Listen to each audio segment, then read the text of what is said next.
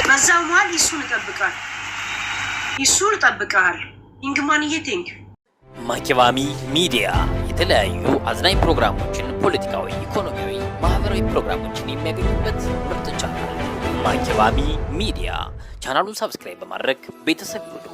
ሼር ላይ ኮሜንት ማድረግዎን አይርሱ። ማኪባሚ ሚዲያ። እንግዲህ ቤተሰብ ላይክ ሼር እያረግን አብረን እንቆያለን።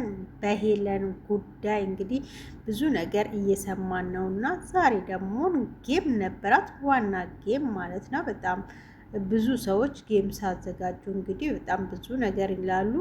እሷ ደግሞ ጌሙን ያዘጋጀችው የህይወቴ መጀመሪያ ነው፣ ከዚህ በኋላ ውስጥ ያለውን ቂምም በቀልም እርግፍ አርጌ ተዋለሁኝ ብላ ነበረ። እሱም ምንድነው ከኢሱ ጋራ ያላትን ግንኙነት ነው። ለሱ ብላ ነው ይሄንን ቬሎ ራሱ ከሱ ጋራ ልትጋባ ስለነበረ ነው የገዛችው።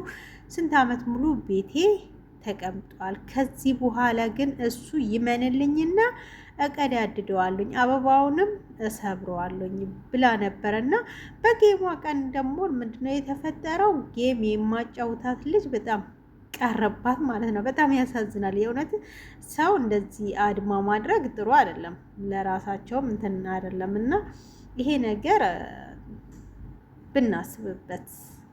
እቺ ልጅ እኮ እውነታ እኮ ልኖራት እኮ ይችላል እኮ እውነት ልኖራት ይችላል፣ ሊሆን ይችላል። እዛ ቦታ ላይ ሆነን አናውቀውም።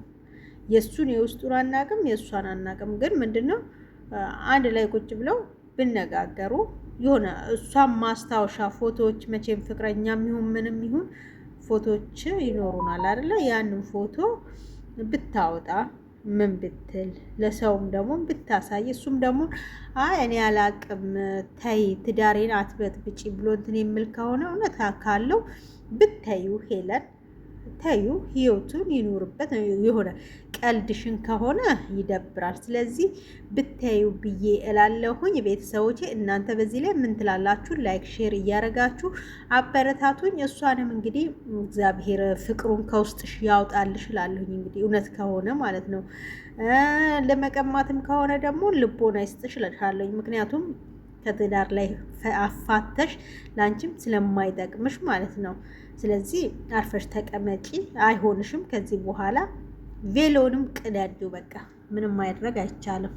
ማኪባሚ ሚዲያ የተለያዩ አዝናኝ ፕሮግራሞችን፣ ፖለቲካዊ፣ ኢኮኖሚያዊ፣ ማህበራዊ ፕሮግራሞችን የሚያገኙበት ምርጥ ቻናል ማኪባሚ ሚዲያ። ቻናሉን ሰብስክራይብ በማድረግ ቤተሰብ ይሁኑ። ሼር ላይ ኮሜንት ማድረግዎን አይርሱ። ማኪባሚ ሚዲያ